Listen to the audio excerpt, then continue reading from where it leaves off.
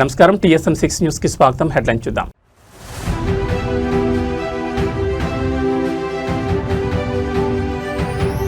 బెంగాల్ సీఎంగా సువేందు అధికారి ప్రమాణ స్వీకారం. మోదీ, చంద్రబాబు హాజరు.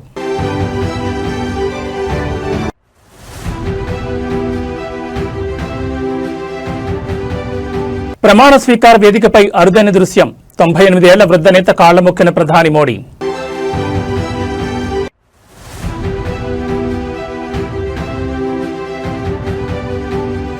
కోల్కతా ఎయిర్పోర్టులో రాజకీయ కోలాహలం. చంద్రబాబును కలిసిన గుజరాత్ సీఎం భూపేంద్ర పటేల్.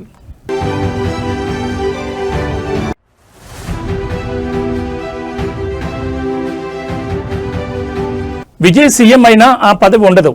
తమిళనాడు రాజకీయాలపై వేణుస్వామి బాంబ్. ఇక డీటెయిల్స్ చూస్తే పశ్చిమ బెంగాల్ నూతన ముఖ్యమంత్రిగా సువేందు అధికారి బాధ్యతలు చేపట్టిన చారిత్రాత్మక వేదికపై ఒక అద్భుత దృశ్యం ఆవిష్కృతమైంది. దేశ ప్రధాని నరేంద్ర మోడీ తన సంస్కారాన్ని చాటుకుంటూ అందరినీ ఆశ్చర్యపరిచారు. వేదికపై ఉన్న బీజేపీ అత్యంత సీనియర్ నేత 98 ఏళ్ల మఖన్లాల్ సర్కార్ను ప్రధాని మోడీ కలిశారు.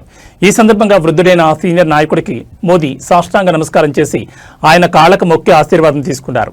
అధికార గర్వం లేకుండా పార్టీ కోసం దశాబ్దాలుగా పనిచేసిన ఒక పెద్ద ఆయనకు ప్రధాని ఇచ్చిన ఈ గౌరవం చూసి వేదికపై ఉన్న వారితో పాటు సభికులందరూ కరతాళ ధ్వనులతో అభినందించారు. రాజకీయాల్లో పదవుల కంటే విలువలకే ప్రాధాన్యత ఇస్తానని ప్రధాని మరోసారి నిరూపించారు. ప్రస్తుతం ఈ వీడియో మరియు ఫోటోలు సోషల్ మీడియాలో విపరీతంగా వైరల్ అవుతున్నాయి.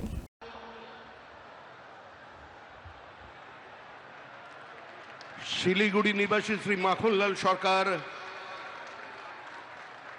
সবরই প্রতীক্ষার মতো দীর্ঘ প্রতীক্ষা ভারত কেশরী ডক্টর শ্যামাপ্রসাদ মুখার্জি, যিনি ভারতের সংবিধান এবং ভারতবর্ষের অখণ্ডতার জন্য এই বাংলায় জন্মগ্রহণ করে নিজের প্রাণ দিয়েছিলেন, যাকে কাশ্মীরের জেলে রহস্যজনকভাবে কার্যত খুন করা হয়েছিল, এবং তার সেই যাত্রার যিনি সহযোগী ছিলেন সেই মাখনলাল সরকার 97 বছর বয়স হয়েছে তার, তিনিও আজকের দিনে আমাদের এখানে এসে উপস্থিত হয়েছেন। শ্রী মাখনলাল সরকার তারপরে দিল্লিতে একটি দেশাত্মবোধক গান গাওয়ার জন্য দিল্লি পুলিশ তাকে গ্রেপ্তার করে। কংগ্রেসের সরকার নিয়ে যাওয়া হয় বিচারালয়ে।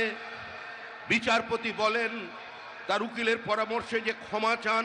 కాషాయమయమైన కోల్కతా సాక్షిగా సువేందు అధికారి పశ్చిమ బెంగాల్ ముఖ్యమంత్రిగా బాధ్యతలు చేపట్టారు. బ్రిగేడ్ పరేడ్ గ్రౌండ్ లో జరిగిన ఈ వేడుకకు దేశం నలుమూల నుంచి ప్రముఖులు తరలివచ్చారు. ప్రధాని నరేంద్ర మోడీ సమక్షంలో సువేందు అధికారి ప్రమాణ స్వీకారం చేయగా ఈ చారిత్రాత్మక క్షణాన్ని వీక్షించేందుకు లక్షలాది మంది కార్యకర్తలు తరలివచ్చారు. ఈ కార్యక్రమానికి కేంద్ర మంత్రులు అమిత్ షా, రాజ్నాథ్ సింగ్, నితిన్ గడ్కరీతో పాటు తెలుగు రాష్ట్రాల నుంచి కేంద్ర మంత్రి కింజరపు రామ్మోహన్ నాయుడు, ఆంధ్రప్రదేశ్ ముఖ్యమంత్రి చంద్రబాబు నాయుడు కూడా హాజరయ్యారు. అలాగే గుజరాత్ సీఎం భూపేంద్ర పటేల్ సహా పలు రాష్ట్రాల ముఖ్యమంత్రులు ఈ వేడుకల్లో పాల్పంచుకున్నారు. ఇటీవల జరిగిన శాసనసభ ఎన్నికల్లో తృణమూల్ కాంగ్రెస్ పై బీజేపీ సాధించిన భారీ విజయం బెంగాల్ రాజకీయ గమనాన్ని పూర్తిగా మార్చేసింది. సువేందు అధికారి నాయకత్వంలో బెంగాల్ అభివృద్ధి పదంలో దూసుకుపోతుందని బీజేపీ శ్రేణులు ధీమా వ్యక్తం చేస్తున్నాయి. ঈশ্বরের নামে শপথ করিতেছি যে বিধি দ্বারা স্থাপিত ভারতের সংবিধানের প্রতি আমি অকৃত্রিম নিষ্ঠা ও আনুগত্য পোষণ করিব। আমি ভারতের সার্বভৌমত্ব ও অখণ্ডতা রক্ষা করিব। পশ্চিমবঙ্গ রাজ্যের মুখ্যমন্ত্রী রূপে আমার কর্তব্যসমূহ নিষ্ঠাপূর্বক এবং বিবেকসম্মতভাবে নির্বাহ করিব এবং ভয় বা পক্ষপাত, প্রীতি বা বিদ্বেষ রহিত হইয়া সকল শ্রেণীর জনগণের প্রতি সংবিধান ও বিধি অনুসারে ন্যায়াচরণ করিব। ఆంధ్రప్రదేశ్ ముఖ్యమంత్రి చంద్రబాబు నాయుడు నేడు కోల్కతా పర్యటనలో ఉన్నారు. పశ్చిమ బెంగాల్లో కొత్త ప్రభుత్వ ఏర్పాటు మరియు ముఖ్యమంత్రి ప్రమాణ స్వీకార కార్యక్రమానికి ఆయన హాజరయ్యారు. కోల్కతా ఎయిర్పోర్టుకు చేరుకున్న ముఖ్యమంత్రి చంద్రబాబు నాయుడుకి కేంద్ర పౌర విమానయాన శాఖ మంత్రి కింజరపు రామ్మోహన్ నాయుడు, పలువురు ఎంపీలు, పశ్చిమ బెంగాల్లోని కీలక రాజకీయ నేతలు మరియు ఉన్నతాధికారులు సాదరంగా స్వాగతం పలికారు. అదే సమయంలో విమానాశ్రయంలో ఉన్న గుజరాత్ ముఖ్యమంత్రి భూపేంద్ర పటేల్ చంద్రబాబు నాయుడిని మర్యాదపూర్వకంగా కలిశారు. ఈ సందర్భంగా ఇరువురు ముఖ్యమంత్రులు కొద్దిసేపు చర్చించుకున్నారు. పశ్చిమ బెంగాల్ అసెంబ్లీ ఎన్నికల్లో భారతీయ జనతా పార్టీ చారిత్రాత్మక విజయాన్ని సాధించిన సంగతి తెలిసిందే. పశ్చిమ బెంగాల్ తొలి బీజేపీ ముఖ్యమంత్రిగా సువేందు అధికారి ప్రమాణ స్వీకారం చేశారు. ఈ వేడుకకు ప్రధాని నరేంద్ర మోడీ, కేంద్ర హోంమంత్రి అమిత్ షాతో పాటు ఎన్డీఏ కూటమిలోని వివిధ రాష్ట్రాల ముఖ్యమంత్రులు హాజరయ్యారు. చంద్రబాబు నాయుడు ఈ కార్యక్రమం ముగిసిన అనంతరం తిరిగి అమరావతికి బయలుదేరారు.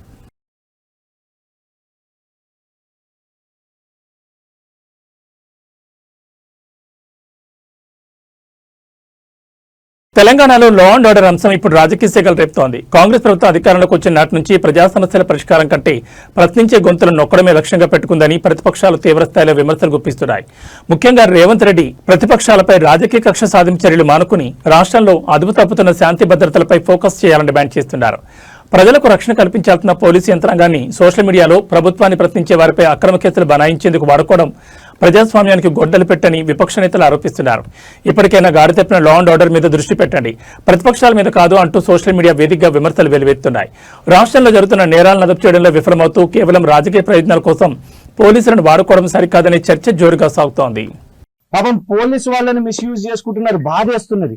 నిన్న కస్టడీ అని పెట్టారు, కస్టడీ అని పెట్టి పాపము ఐపీఎస్ ఏఎస్పీ గారు, డిఎస్పీ గారు, సిఐ గారు, ఎస్ఐలు, కానిస్టేబుల్ అందరు కూడా అక్కడ కూర్చొని క్వశ్చన్ పేపర్ పైనుంచి వస్తుంది, సీఎంఓ నుంచి ఈ క్వశ్చన్ పంపిస్తారు. 16 సార్లు పాపం పేపర్ ఎడిట్లు, మళ్ళీ ప్రింట్, ఇదా అదా నాకు తెలియని కూడా. అల్టిమేట్ గా వాళ్ళకి కావాల్సింది ఏంటంటే కస్టడీలో 8 గంటలు నన్ను అడిగింది ఏంది, నీ వైఫై పాస్వర్డ్ ఏంది అని అడుగుతారు. ఏ వైఫై వాడుతున్నావు? నా వైఫై చూస్తే ఏమొస్తుంది? మా బిడ్డ కోకో మిలియన్ కార్టూన్లు చూస్తారు, గది చూస్తారా మీరు రాష్ట్ర ప్రభుత్వంలో ఉండి? లేదు మేము ఏం ఓటీటీ చూస్తున్నామని చూస్తారా? ఇంత కాంగ్రెస్ ప్రభుత్వానికి ఇంత పని లేకుండా ఉన్నారా? నా మొబైల్ ఫోన్ కావాలంట. ఇప్పుడు అల్టిమేట్ గా వాళ్ళకి కావాల్సింది ఏంటంటే మొబైల్ ఫోన్ కావాలి, ఈమెయిల్లు కావాలి, పాస్వర్డ్లు కావాలి, ఫోన్ పేలు, జీపేలు, రకరకాలు. ఏం అసలు అంటే ప్రభుత్వం ఎంత విషాదకరం అంటే అఫ్జల్ గంజ్ లో ఈ ఒక్క సంవత్సరంలోనే అఫ్జల్ గంజ్ లో ఫైరింగ్ అయింది, చందానగర్ ఖజానా జ్యువెలరీలో కూడా ఫైరింగ్ అయింది, ఒక ఏటీఎం దగ్గర గన్ను పట్టుకుని పొద్దున దోపిడీ చేసిరు, అది కూడా దొరకలేదు అనుకుంటా. కరీంనగర్ ఫైరింగ్ అయింది, అది కూడా దొరకలేదు అనుకుంటా ఇప్పటి వరకు. పాపం గొప్ప ఐపీఎస్, సీనియర్ ఐపీఎస్ సుమతి గారికి కూడా రక్షణ లేని పరిస్థితి ఈ రాష్ట్ర ప్రభుత్వంలో. ఎందుకు? దీనికి కారణం ఏంటిది? ఎందుకంటే పోలీసు ఉన్నది ప్రజలను రక్షించడానికి, ప్రతిపక్షాలను శిక్షించడానికి కాదు. పోలీసులందరూ కూడా ఇప్పుడు చూడండి, ఒక జిల్లా నిర్మల్ జిల్లా ఏఎస్పీ గారు, డిఎస్పీ గారు, సిఐ గారు, ఎస్ఐలు, కానిస్టేబుల్ మొత్తము నా మీద ఫోకస్ చేస్తే, నా ట్విట్టర్, ఇన్స్టాగ్రామ్, సోషల్ మీడియా మీద గంటలు దినాలు ఫోకస్ చేస్తే రాష్ట్రం యొక్క లా అండ్ ఆర్డర్ ఎవరు చూసుకుంటారు? హోంమంత్రి గారు రేవంత్ రెడ్డి గారు మిమ్మల్ని అడుగుతున్నా. You are wasting the time, the precious time of the state. You are wasting the time of the police services. వాళ్ళు వచ్చింది, పోలీసులందరూ కూడా వచ్చింది ఒక ప్యాషన్ తో వస్తారు, ప్రజలకు సేవ చేయడానికి వస్తారు. పాపము సిఐ గారితో, నిర్మల్ సిఐ గారితో కూర్చున్నప్పుడు చూస్తున్నా, నిన్న ఒక్క రోజులోనే ఒక 4 సంవత్సరాల అబ్బాయి మీద కారు, ఒక మహిళ కిడ్నాపింగ్ కేసు, బైన్సాల్ ఏదో ఇష్యూ, ఇన్ని ఇష్యూలు. కానీ ఆయన డ్యూటీ ఎంత పాపం నా చుట్టూ. కరీంనగర్ లో హైటెన్షన్ నెలకొంది. మాజీ మంత్రి ఎమ్మెల్యే గంగుల కమలాకర్ ను పోలీసులు అరెస్ట్ చేశారు. ఎమ్మెల్యే పాడి కౌశిక్ రెడ్డి ఆఫీస్ పై దాడికి నిరసనగా బీఆర్ఎస్ పిలుపునిచ్చిన కరీంనగర్ బంద్ ఉద్రిక్తతలకు దారితీసింది. గంగుల నివాసం వద్ద పోలీసులకు బీఆర్ఎస్ కార్యకర్తలకు మధ్య జరిగిన తోపులాటలో నగరం అట్టుడుగుతోంది. కరీంనగర్ లో రాజకీయం యుద్ధం ముదిరింది. బీఆర్ఎస్ పార్టీ పిలుపునిచ్చిన బంద్ను భగ్నం చేసేందుకు పోలీసులు తెల్లవారుజాము నుంచి భారీగా రంగంలోకి దిగారు. మాజీ మంత్రి గంగుల కమలాకర్ ను ఆయన నివాసంలోనే హౌస్ అరెస్ట్ చేశారు. అయితే ఇంటి నుంచి బయటకు వచ్చేందుకు గంగుల ప్రయత్నించగా పోలీసులు అడ్డుకోవడంతో తీవ్ర ఉద్రిక్తత చోటు చేసుకుంది. ఈ క్రమంలో పోలీసులు బీఆర్ఎస్ శ్రేణుల మధ్య తోపులాట జరిగింది. చివరికి పోలీసులు గంగుల కమలాకర్ ను బలవంతంగా అదుపులోకి తీసుకుని పోలీస్ స్టేషన్ తరలించారు. అరెస్టు సమయంలో గంగుల కమలాకర్ ప్రభుత్వంపై నిప్పులు చెరిగారు. నేనేమీ సంఘ విద్రోహిని కాదు, ప్రజాస్వామ్యబద్ధంగా నిరసన తెలిపే హక్కు మాకుంది. అసలైన క్రిమినల్స్ ను పట్టుకోవడం చేతకాని పోలీసులు ప్రశ్నించే వారిని అడ్డుకుంటున్నారని ధ్వజమెత్తారు. అలాగే ఎమ్మెల్యే క్యాంపు కార్యాలయంపై దాడి చేసిన వారిపై కేంద్ర మంత్రి బండి సంజయ్ చర్యలు తీసుకోవాలని డిమాండ్ చేశారు. ఇల్లు ఇది నా ఇల్లు, దునుకుపోతున్నా నేను యాంటీ సోషల్ మీడియా నా మారన ఆయుధాలు నా మీద ఎందుకు మీరు ఎందుకు మరి గేట్ దాడుతున్నాడు నేను ఈ మైల్లా ఇది అంటే హౌస్ అరెస్ట్ అంటే మైలు కూడా దాటివా? ఇదేం పద్ధతి అంటే ఇది మైలు కదా? ఇదేం పద్ధతి?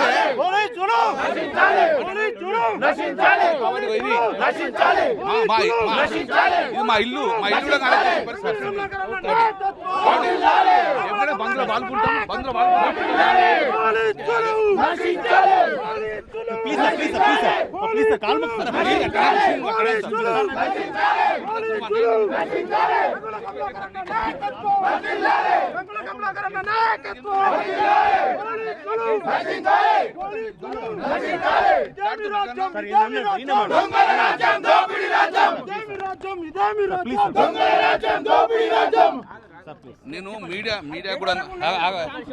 నేను మీడియా కూడా రిక్వెస్ట్ చేస్తున్నా. ఇంత అరాచమా? నేను దొంగనా? 4 సార్లు గెలిచిన ఒక మాజీ మంత్రిని, నేను శాంతియుతంగా నా ఇంట్లో ఉంటూడంగా నన్ను నిర్బంధం చేసి కాదే, యాంటీ సోషల్ ఎలిమెంట్స్ నిర్బంధం చేయండి, దొంగలను నిర్బంధం చేయండి, ప్రజల రక్షణ కల్పించండి. ప్రజల ఆస్తుల మీద ధ్వంసం జరుగుతుంది, ప్రభుత్వ ఆస్తుల మీద ధ్వంసం జరుగుతుంది, ప్రజల ఆస్తు నగలెత్తుకపోతున్నారు. మీరు దాని మీద కాన్సెప్ట్ 1000 మంది పోలీసులు 9 చుట్టేందుకు నేను కనబడటానికి పొద్దులైతే కనబడి దొంగలు మీద పట్టుకోండి, ఇటువంటి యాంటీ సోషల్ మీద పట్టుకోండి. అట్లా ప్రజలకు శాంతియుతంలో బతికే పరిస్థితి తీసుకురాలి. మేము సందర్భంగా బీజేపీ నేతలకు మీరు ఏం చెప్పదలుచుకున్నారు? నేను ఒక్కడే చెప్తున్నా, బండి సంజయ్ కూడా ఒకటే చెప్తున్నా, సంజయ్ గారు ఇది నువ్వు ఒక మంత్రివి, నీ క్యాడర్ మొత్తం పలుకొట్టిండ్రు, మీరు యాక్షన్ తీసుకోవాలి. చట్టాన్ని కాపాడాల్సిన మీరే, చట్టాన్ని చేతులు తీసుకునే విధంగా చేయకండి. ఒకవేళ మీకు తెలియక జరిగిందని మీరు అంటుకుంటా, మీరు డెఫినెట్గా వాళ్ళ యాక్షన్ తీసుకోండి, పునరావృతం కాకూడచుకోండి. ప్రజల ఆస్తుల రక్షణ కల్పించేది మీరే, కానీ ప్రజల ఆస్తులు ధ్వంసం చేస్తుంటే మీరు చూస్తూ ఊరుకోకుండా అని చెప్పి నేను కూడా చెప్పడం జరుగుతుంది. మంత్రిపైన ఫిర్యాదు చేయబోతున్నారు మీరు కూడా, ఎందుకంటే అతనే కారణం అని చెప్తున్నారు దాడికి. నేను ఒక్కడే చెప్తున్నాను, మంత్రి ఒకవేళ కారణం అయితే మంత్రి పునాలు చేసుకోవాలి. మంత్రి నాకు సంబంధం లేనప్పుడు డెఫినెట్గా మంత్రి వాళ్ళ మీద యాక్షన్ తీసుకోవాలి. నా డిమాండ్ అది. ఎవరెవరైతే వాళ్ళు పాల్గొన్నారో. తెలంగాణలో రాజకీయ వాతావరణం సెగలు రేపుతోంది. తెల్లవారక ముందే నేతల ఇళ్లకు పోలీసులను పంపడంపై ప్రతిపక్ష బీఆర్ఎస్ తీవ్రస్థాయిలో విరుచుకుపడుతోంది. పొద్దున్నే లేవకముందే పోలీసులను పంపి అరెస్ట్ చేయడమేనా ఇందిరమ రాజ్యంలో వచ్చిన గొప్ప మార్పు అంటూ సోషల్ మీడియా వేదికగా నిరసన జ్వరాలు ఎగిసిపడుతున్నాయి. ముఖ్యంగా శాంతి భద్రతల విషయంలో ప్రభుత్వ వైఫల్యాన్ని ఎండగడుతూ ప్రతిపక్ష నేతలు ఘాటైన విమర్శలు చేస్తున్నారు. పీఎంజీ జ్యువెలరీలో దొంగతనం చేసిన వారిని పట్టుకోరు, మా ఇళ్ల మీద దాడి చేసిన గోండాలను పట్టించుకోరు, కానీ ప్రశ్నించే గొంతుకలు నొక్కడానికి మాత్రం పోలీసులు వస్తారంటూ విపక్షం మండిపడుతోంది. ప్రభుత్వ తీరుపై ప్రతిదీ గుర్తుపెట్టుకుంటామంటూ హెచ్చరికలు జారీ చేస్తున్నారు. అక్రమ అరెస్టులతో ప్రజాస్వామ్యబద్ధమైన నిరసనలను ఆపలేరని, రాబోయే రోజుల్లో వీటికి తగిన సమాధానం చెప్తామని విపక్ష శ్రేణులు స్పష్టం చేస్తున్నాయి. ఈ పరిణామాలు రాష్ట్ర రాజకీయాల్లో మరిన్ని ఉత్కంఠభరిత చర్చలకు దారితీస్తున్నాయి.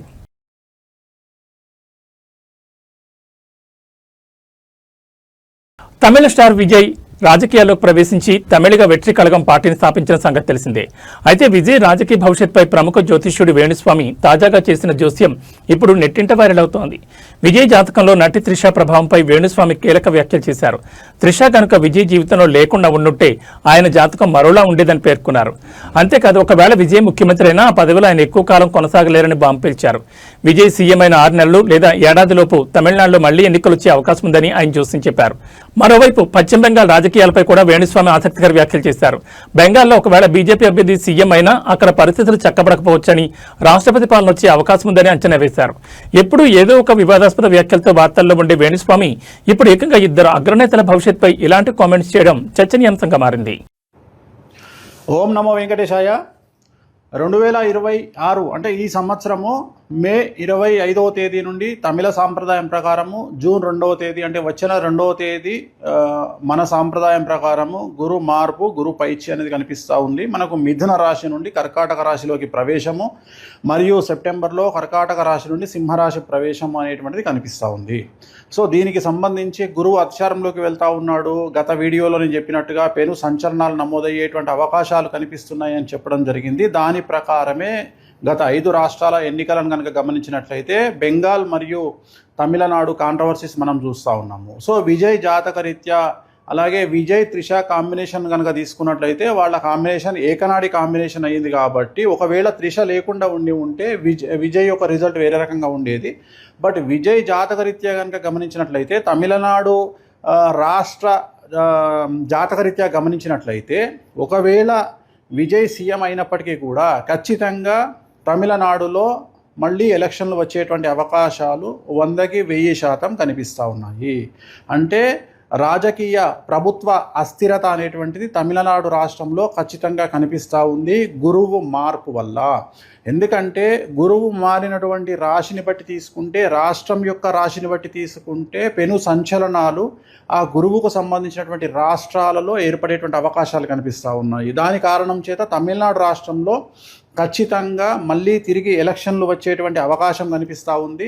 అది ఇంకొక సంవత్సరం తర్వాత అవ్వచ్చు, లేదా 6 నెలల్లో అవ్వచ్చు, లేదా నెల తర్వాత అవ్వచ్చు. కానీ ఖచ్చితంగా మళ్ళీ ఎన్నికలు తమిళనాడు రాష్ట్రంలో జరిగేటువంటి అవకాశాలు 100కి 1000% కనిపిస్తూ ఉన్నాయి. ఇది ఫస్ట్ ప్రయారిటీ.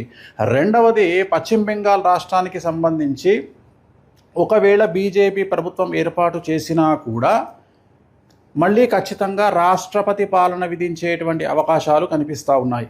ఇక మీదట మమతా బెనర్జీ జాతకంలో తిరిగి ఎన్నికలలో పోటీ చేసి మళ్ళీ ముఖ్యమంత్రి అయ్యేటువంటి యోగము మమతా బెనర్జీ జాతకంలో కనిపించడం లేదు.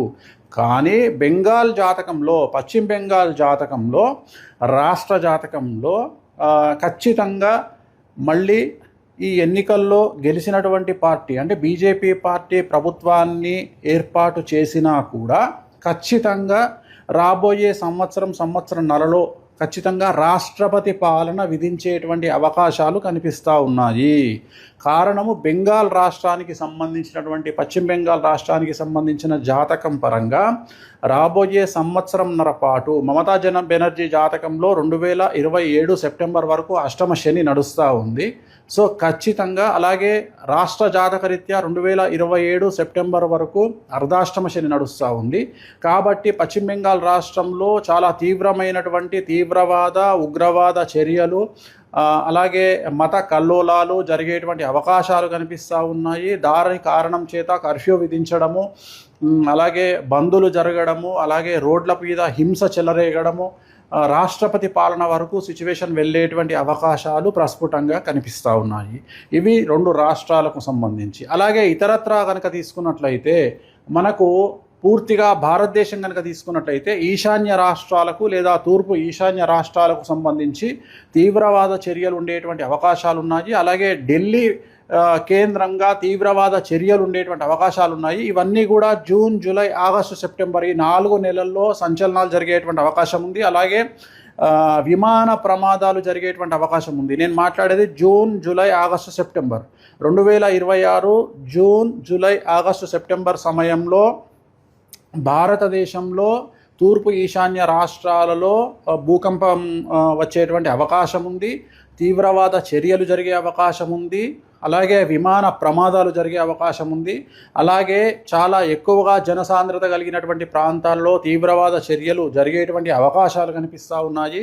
అలాగే ఈ 4 నెలల్లో 2026 జూన్, జూలై, ఆగస్టు, సెప్టెంబర్ సమయంలో విమాన ప్రమాదములు జరగడము, ప్రముఖ వ్యక్తి విమాన ప్రమాదంలో చనిపోవడము, లేదా ఈ 4 నెలల్లో ప్రముఖ వ్యక్తి, అది సెలబ్రిటీ, రాజకీయాలు అవ్వచ్చు, సినిమా అవ్వచ్చు, ఇంకోటి అవ్వచ్చు, కాంట్రవర్షియల్ డెత్ ఉండేటువంటి అవకాశాలు ఉన్నాయి.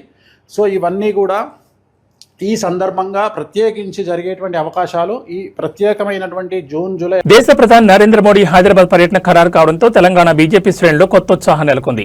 ఈ పర్యటన అత్యంత ప్రతిష్టాత్మకంగా తీసుకున్న కేంద్ర హోంశాఖ సహాయ మంత్రి బండి సంజయ్ కుమార్ స్వయంగా ప్రచార బరిలోకి దిగారు. ప్రధాని రాకను పురస్కరించుకుని నగరంలో వినూత్న రీతిలో ప్రచారం నిర్వహిస్తున్నారు. బండి సంజయ్ స్వయంగా ఇళ్లిళ్లు తిరుగుతూ గోడలపై పార్టీ గుర్తైన కమలం పువ్వును పెయింట్ చేస్తూ కార్యకర్తల్లో జోష్ నింపుతున్నారు. సామాన్యుల ప్రజల మధ్యకు వెళ్లి మోదీ పర్యటన ఉద్దేశాన్ని వివరిస్తూ ప్రతి ఒక్కరు ఈ కార్యక్రమంలో భాగస్వాములు కావాలని కోరుతున్నారు. ఒక కేంద్ర మంత్రి హోదాలో ఉండి కూడా స్వయంగా గోడలకు రంగులు వేస్తూ ప్రచారం చేయడం ఇప్పుడు అటు రాజకీయ వర్గాల్లో ఇటు సోషల్ మీడియాలో చర్చనీయాంశంగా మారింది. ప్రధాని మోడీ పర్యటనను విజయవంతం చేసేందుకు బీజేపీ శ్రేణులు అహర్నిశలు శ్రమిస్తున్నాయి.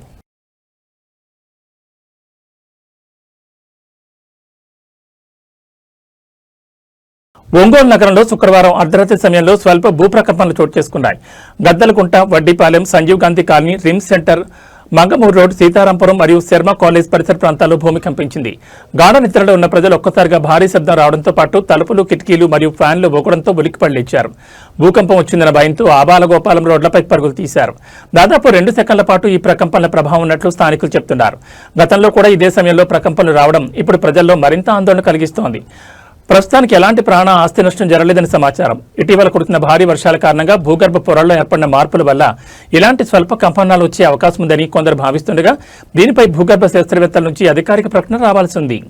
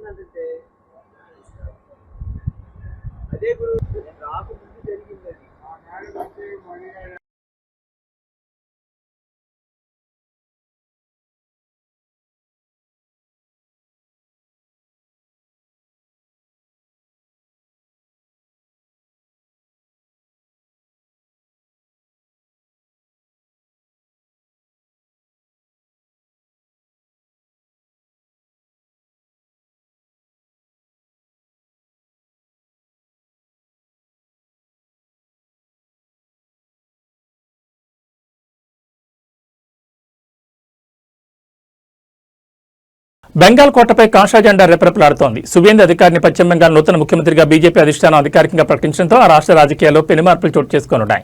కోల్కతాలో జరిగిన బీజేపీ శాసనసభాపక్ష సమావేశంలో ఎమ్మెల్యేలందరూ ఏకగ్రీవంగా సువేందును తమ నాయకుడిగా ఎన్నుకున్నారు. నేడు ఉదయం 11 గంటలకు కోల్కతాలోని ప్రతిష్టాత్మక బ్రిగేడ్ పరేడ్ గ్రౌండ్స్ లో ఆయన ముఖ్యమంత్రిగా ప్రమాణ స్వీకారం చేయనున్నారు. ఈ వేడుకకు ప్రధాని మోడీతో పాటు పలువురు కేంద్ర మంత్రులు, బీజేపీ అగ్రనేతలు హాజరు కానున్నారు. ఈ సందర్భంగా కోల్కతా నగరం మొత్తం కాషాయమైంది. బీజేపీ కార్యకర్తలు సంబరాల్లో మునిగిపోయారు. ముఖ్యంగా ఈ వేడుక కోసం ప్రత్యేకంగా తయారు చేయించిన కమలం పువ్వు ఆకారపు స్వీట్లు, కాషాయ రంగు రసగుల్లాలు ప్రత్యేక ఆకర్షణగా నిలుస్తున్నాయి. బెంగాల్లో తొలిసారిగా కమల వికాసం జరగడంతో ఆ రాష్ట్ర ప్రజల్లో మరియు పార్టీ శ్రేణుల్లో నూతన ఉత్సాహం కనిపిస్తోంది.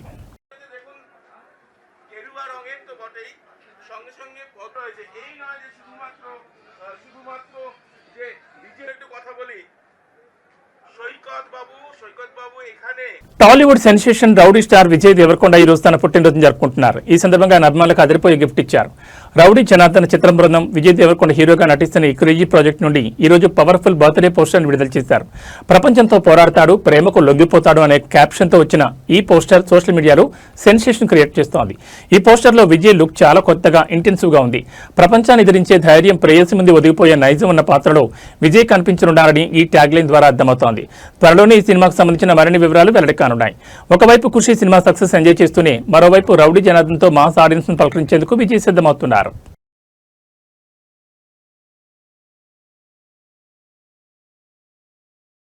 పశ్చిమాసియాలో ముదురుతున్న ఉద్రిక్తతలు భారత స్టాక్ మార్కెట్లపై తీవ్ర ప్రభావం చూపుతున్నాయి. ఇంధన సరఫరాకు ఆటంకాలు కలగొచ్చనే ఆందోళన మధ్య దేశీయ సూచీలు వరుసగా రెండో రోజు భారీ నష్టాల్లో ముగిశాయి. అంతర్జాతీయ మార్కెట్ల నుంచి వచ్చిన ప్రతికూల సంకేతాలకు తోడు విదేశీ సంస్థాగత మదుపర్లు పెద్ద ఎత్తున అమ్మకాలకు మొగ్గు చూపడం మార్కెట్ సెంటిమెంట్ ను దెబ్బతీసింది. ముడి చమురు ధరలు మళ్లీ భగ్గుమంటున్నాయి. బ్రెంట్ ముడి చమురు 1% పెరిగి ప్రస్తుతం $101.01 వద్ద ట్రేడ్ అవుతోంది. మరోవైపు డాలర్తో పోలిస్తే రూపాయి విలువ 71 పైసలు క్షీణించి 93.51 వద్ద ముగిసింది. ఈ పరిణామాల వల్ల బీఎస్ఈలో నమోదిత కంపెనీల మార్కెట్ విలువ 1.51 లక్షల కోట్లు తగ్గి 473.46 లక్షల కోట్లకు పడిపోయింది. నేడు ఉదయం నుంచే నష్టాల్లో ప్రారంభమైన సెన్సెక్స్ ఒక దశలో 77,146 పాయింట్ల కనిష్టానికి పడిపోయింది. చివరికి 516.33 పాయింట్లు కోల్పోయి 77,328 వద్ద స్థిరపడింది. అటు నిఫ్టీ కూడా 150.50 పాయింట్లు నష్టపోయి 24,176 వద్ద ముగిసింది. ముడి చమురు ధరలు పెరగడం మరియు విదేశీ పెట్టుబడులు తరలిపోతుండడం ఇన్వెస్టర్లను కలవరపెడుతోంది.